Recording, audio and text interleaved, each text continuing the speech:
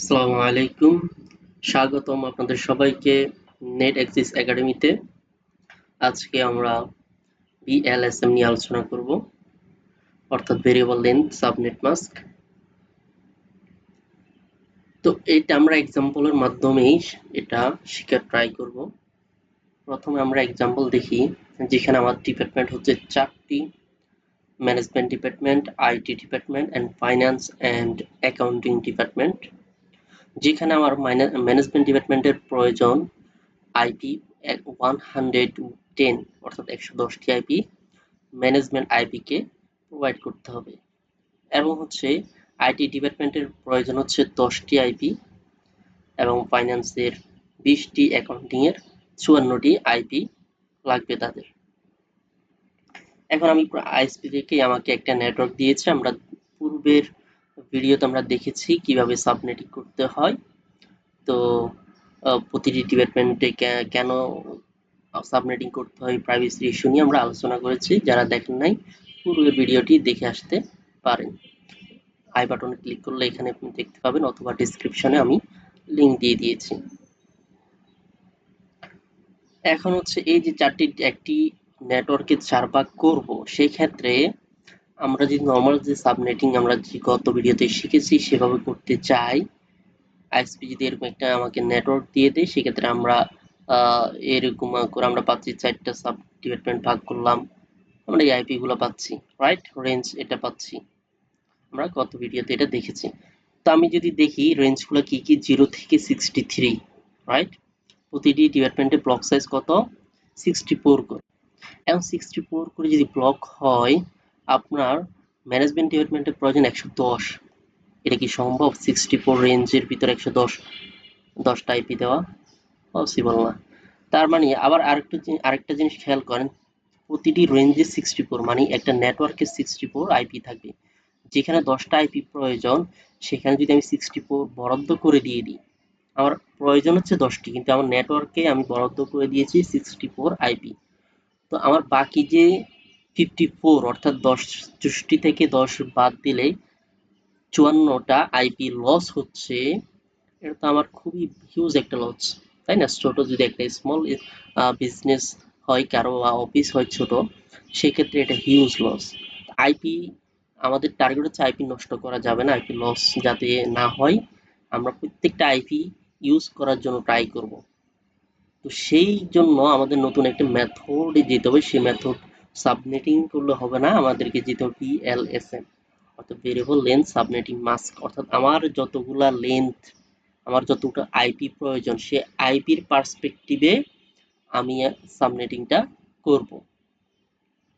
সেই জন্য আমরা নর্মাল সাবনেটিং এ না গিয়ে VLSM করব। ওকে, সেক্ষেত্রে আমাদের যে রিকোয়ারমেন্ট, সেটা হচ্ছে large number host to small number host. অর্থাৎ আমাদেরকে ডিফাইন করতে হবে লার্জ নাম্বার আইপি কার প্রয়োজন এবং কম আইপি কার প্রয়োজন। এই যে একটা বেশি থেকে নিচের দিকে যাচ্ছে, এটা একটা সিকোয়েন্স তৈরি করতে হবে, আগে পরে করলে সমস্যা হবে। এই জন্য আমরা এই যে সিকোয়েন্স করে ফেললাম, 110, 110 এর পর 54, এরপর 20, এরপর 10।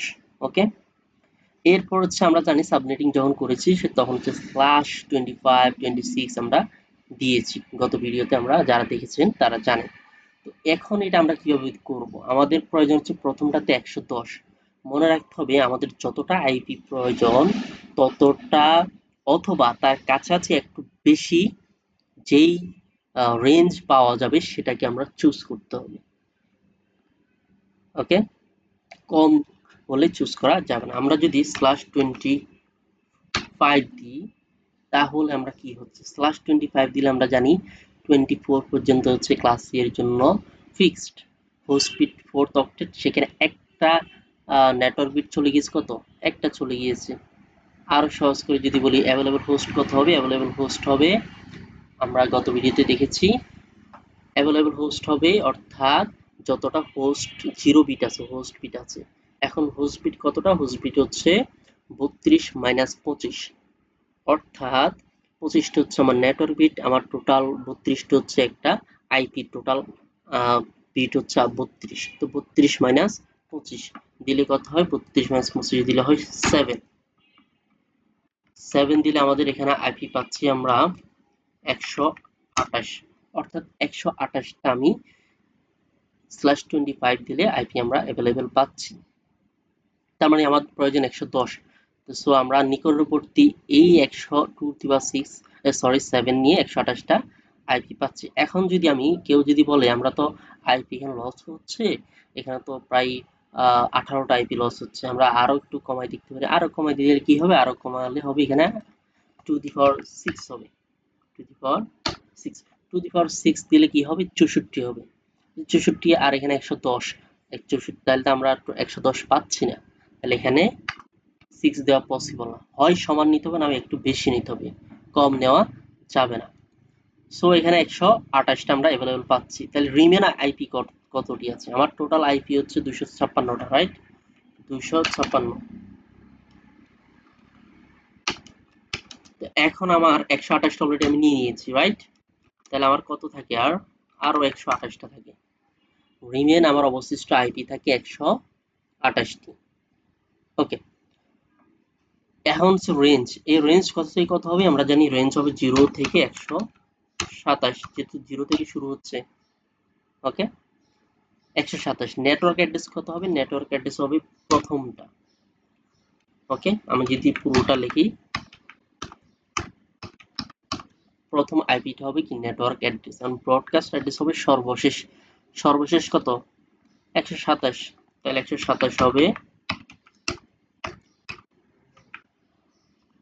127 হবে ব্রডকাস্ট অ্যাড্রেস। ওকে, এরপর হচ্ছে আমরা প্রথম ম্যানেজমেন্টের জন্য আমাদের network address, broadcast address, range complete করে ফেলেছি। এখন হচ্ছে অ্যাকাউন্টিং এর জন্য কোনটা প্রয়োজন? ওকে, এখন হচ্ছে অ্যাকাউন্টিং এর জন্য আমরা দেখতে পাচ্ছি 54টা আইপি প্রয়োজন। ওকে, 54টার জন্য যদি আমি /25 দিই তাহলে কি হচ্ছে? 128টা আমরা দেখতে পাচ্ছি। আমার তো 128 প্রয়োজন নেই, আরো ছোট কি আছে কিনা আমরা দেখবো। যদি 26 দিই, আমরা কি হচ্ছে /26 দিলে আমাদের নেটওয়ার্ক বিট হচ্ছে 26টি, টোটাল হচ্ছে আমাদের 32 মাইনাস 26, বাকি হলো হোস্ট বিট হবে। তাহলে কি হচ্ছে? ইকুয়াল টু কত হবে? 6, রাইট? তো 6 হলে আমাদের 2^6 সমান কত হয়? 64। ওকে, তাহলে আমাদের 64টা হচ্ছে অ্যাকাউন্টিং ডিপার্টমেন্টের জন্য, যেখানে আমার হচ্ছে রিমেন আইপি ছিল 128, সেখান থেকে আমি 64টা আরো নিয়ে নিলাম। তাহলে আমার কতটি অবশিষ্ট থাকে? 64 যদি আমি নিয়ে নিই, আরো থাকে 64, আর 64টি আমার অবশিষ্ট থাকে। ওকে, এখন হচ্ছে রেঞ্জ কত হবে? রেঞ্জ হবে এই যে এখানে রেঞ্জ যেটা শেষ হয়েছে সেখান থেকে শুরু হবে এই জায়গায়, শেষ হবে কোথায়? এই যে আমাদের রেঞ্জ হচ্ছে 64, তার মানে হচ্ছে কত? 128 থেকে 64 গুণলে কত হয়? 191। ওকে, এটা হচ্ছে আমাদের রেঞ্জ। তার নেটওয়ার্ক অ্যাড্রেস কত হবে? নেটওয়ার্ক অ্যাড্রেস হবে, প্রথম আইপিটা হবে নেটওয়ার্ক, শেষ আইপিটা হবে 191। ওকে, প্রথম আইপিটা হবে নেটওয়ার্ক, শেষ আইপিটা হবে ব্রডকাস্ট অ্যাড্রেস। ওকে, ফাইন। এখন হচ্ছে ফাইন্যান্সের জন্য, এরপর হচ্ছে আইটি, এটা সরি,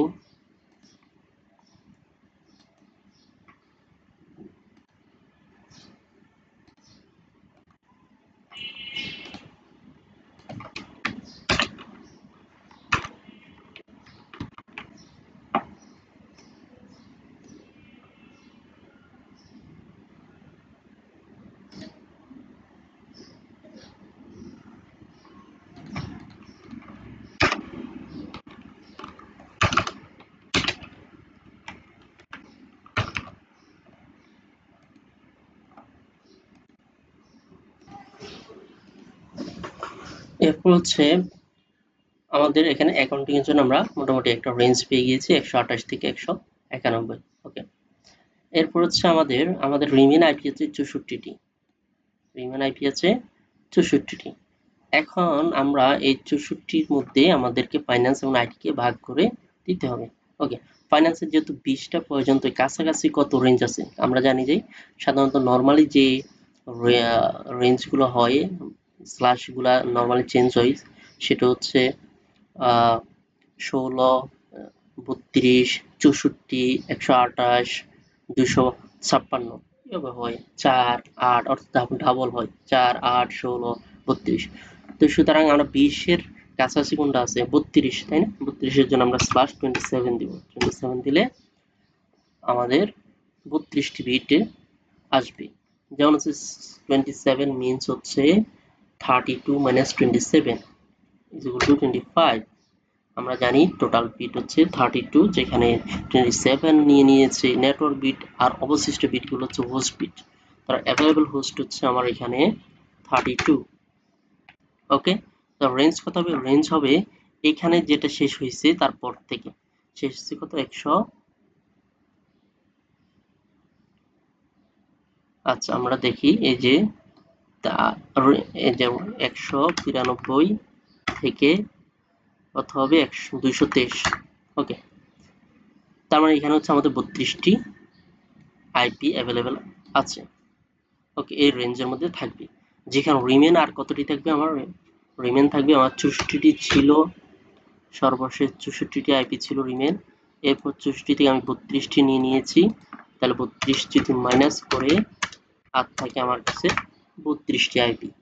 ওকে, তার মানে আমি এখানে রেঞ্জও পেয়ে গেলাম। এখানে নেটওয়ার্ক আইডি হবে যে প্রথমটা, নেটওয়ার্ক অ্যাড্রেস, ব্রডকাস্ট অ্যাড্রেস হবে শেষটা। ওকে, আমি জাস্ট শেষ বিট, শেষ অক্টেটটা লিখতেছি। ওকে, এরপর হচ্ছে আমার 10টা লাগবে। 10টার কাছাকাছি কি আছে? 10টার কাছাকাছি আমার আছে 16। 16 কোনটা নিতে পারি? 16 হচ্ছে /28 নিতে পারি। /28 নিলে আমরা জানি 32 মাইনাস 28 দিলে থাকে 4, আর 4 ছাড়া 16। ওকে, তার মানে আমার হচ্ছে কি 16টি অ্যাভেলেবেল আইপি আছে, যেখানে আমার লাগবে 10টি আইপি। তার মানে আমি ভালোভাবে সবাইকে দিতে পারবো, তাই না? আরো এক্সট্রা আমার থাকে 6টা। ওকে, এখন হচ্ছে আমার রেঞ্জ কত হবে? রেঞ্জ হবে এখানে শেষ হচ্ছে কত, 223 হলে 24 থেকে শুরু হবে। আমি যদি এখানে গণি তাহলে কত, 6, 10, 39 হবে, 239, 239। ওকে, তাহলে রিমেন আর কয়টা থাকে? আমার লাস্ট ছিল 32টি, তাই না? তাহলে 32 মাইনাস আমার লাস্ট ছিল 32টি, এখন হচ্ছে 16টি নিয়ে নিয়েছি, তাহলে হবে এখানে মাইনাস 16, আরো থাকে 16টি, আরো 16টি আমার অবশিষ্ট আইপি থাকে। ওকে, তাহলে আমার নেটওয়ার্ক অ্যাড্রেস হবে 224, এখানে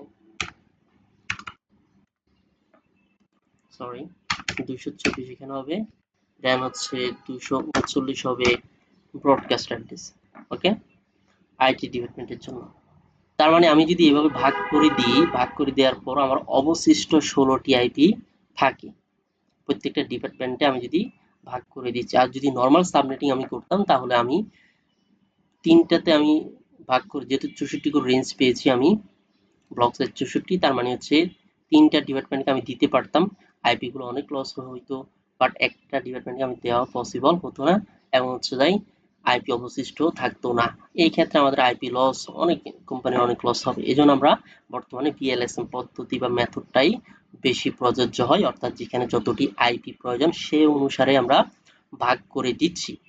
সেক্ষেত্রে আমাদের আরো অলরেডি 16টা আইপি অবশিষ্ট থাকে, যেটা আমরা ফার্দার যদি নতুন একটা ডিপার্টমেন্ট হয় সেখানে আমরা প্রোভাইড করতে পারি। আবার এখানে যে কিছু আইপি এক্সট্রা, যেখানে 110 আছে অ্যাভেলেবেল, 128 নতুন এক্সট্রা যদি কোনো ক্লায়েন্ট বা পিসি অ্যাড করা লাগে, সেক্ষেত্রে আমরা আরো 18টি পিসি অ্যাড করতে পারবো। তার মানে আমরা কিছু অ্যাডভান্স আইপি রেখে দিয়েছি। এখানেও সেম প্রায় 10টার মতো আইপি এক্সিস্ট, আরো অতিরিক্ত আছে, এখানে 12টির মতো আছে। সো আমাদের নতুন কোনো পিসি বা ক্লায়েন্ট অ্যাড হলো, আমাদের একই নেটওয়ার্কের মধ্যে আমরা আইপি দিতে পারবো, আমাদের সমস্যা ফেস আমরা করব না।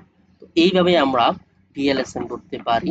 যারা আমার পূর্ব ভিডিওটা দেখেননি, আমি বলে রাখতেছি, আপনারা যদি ওই ভিডিওটা না দেখেন তাহলে এই যে পিএলএসএম করেছি এটা আপনারা বুঝবেন না। তো আপনাদের এই ভিডিওটা বুঝতে হলে আগে পূর্বের ভিডিওটা দেখতে হবে। আমি ভিডিওর লিংক ডিসক্রিপশনে দিয়ে দিয়েছি এবং আই বাটনে ক্লিক করলে সেখানেও আপনারা এটা ভিডিওটা দেখতে পারবেন। তো সবাই ভালো থাকবেন, সুস্থ থাকবেন। ধন্যবাদ সবাইকে। আসসালামু আলাইকুম।